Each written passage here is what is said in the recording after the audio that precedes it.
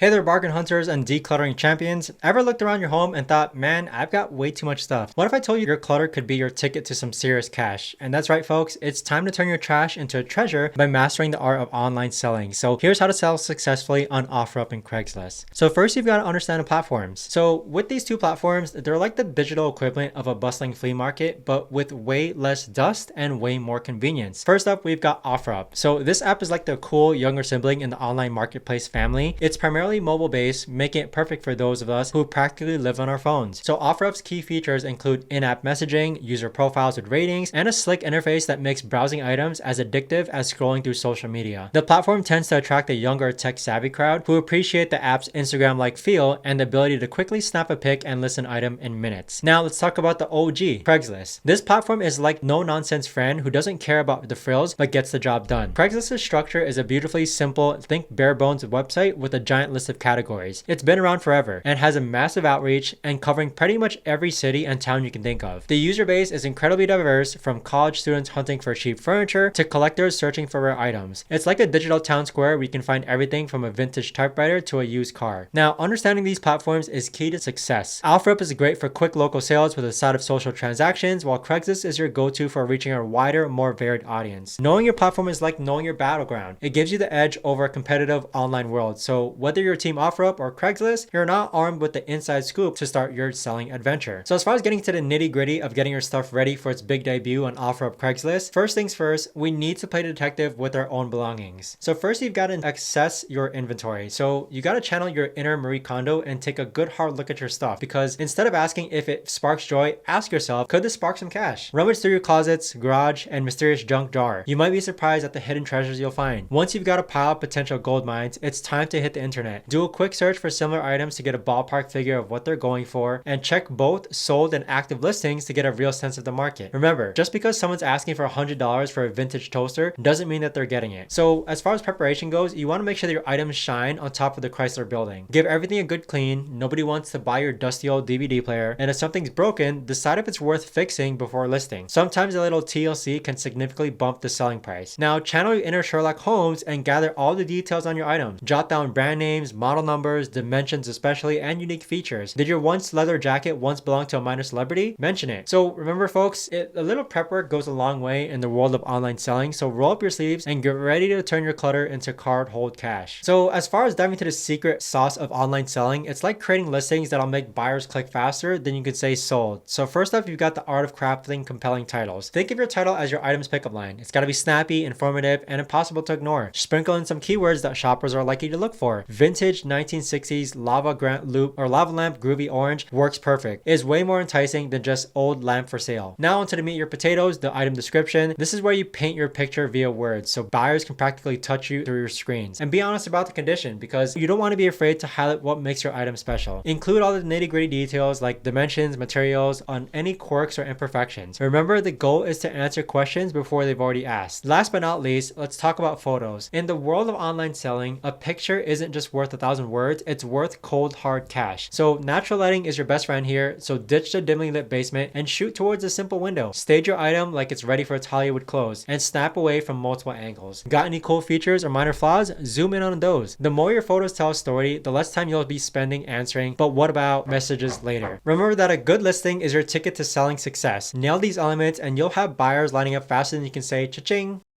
So when it comes to selling on OfferUp, you want to make sure that you price accordingly, okay? Your pricing strategy is key to turning those forgotten items into really solid cash. So as far as tactic goes, you want to make sure that you're not leaving any money on the table with these simple tips, okay? So first off, price competitively. Before you slap a price tag on your lamp or barely used blender, take a quick tour of similar listings. It's like being a price detective. Snoop around, see what others are asking, and position yourself smartly in the market. Remember, you're not just competing with other sellers, but also with retail prices. If your used item is priced too close to a brand new one, buyers are not going to buy it. They're going to buy that shiny new one. So here's where it gets fun though. Leave some wiggle room. Start with a price that's slightly higher than what you're willing to accept. This gives you space to negotiate without feeling like you're getting lowballed. It's like a little dance. They step forward with an offer, you step back with a counter offer, and hopefully you guys can meet in the middle and you get some cash. So don't forget the psychology of pricing. Ending your price with $.99 or $.95 can make it seem lower than it is. It's why you see $9.99 instead of $10 everywhere. Our brains are easily tricked. And also consider rounding numbers for higher price price items. A $200 item can sometimes feel more premium than a $199 item. And last but not least, just be prepared to adjust, okay? A slight price drop could be the nudge a hesitant buyer needs to finally hit that buy button. Now, pricing isn't just about the numbers, it's about the perception, the psychology, and a bit of playful strategy. Get it right, and you'll be on your way to becoming a Mozart online of online marketplace melodies. Now, as far as communication goes, you want to make sure that you're upfront and prompt with your communication. It's been shown with statistics that the faster that you reply to a message, the more likely that they are to actually want to buy from you. So don't leave them hanging, okay? Aim to respond within a few hours, if not sooner, and keep it friendly and professional. Think, hey there, thanks for your interest in the lamp, rather than what's up. Now, you're gonna get some common questions like, is this available, or what's your lowest price? Have some ready-made responses in your back pocket. For the availability question, a simple yes, it's still up for grabs works. And for the dreaded price question, try redirecting with something like, I'm open to reasonable offers, or what did you have in mind? When it comes to negotiating, channel your inner poker player. Stay cool but respectful, but don't show all your cards at once. If someone lowballs you, don't get huffy. Instead, counter with, thanks for the offer. I'm looking for something closer to insert your ideal price range here. Could you meet me at slightly higher than your offer? Remember, negotiating is a dance, not a wrestling match. Sometimes you gotta know when to hold him and when to fold him. If a buyer is pushing you for a price that's way below your bottom, it's okay to stand firm. You can say, I appreciate your interest, but I can't go that low. My best price is X. If they walk away, no biggie. The right buyer will come along. So by mastering these communication skills, you'll not only sell more stuff on these marketplaces, but you also have a smoother,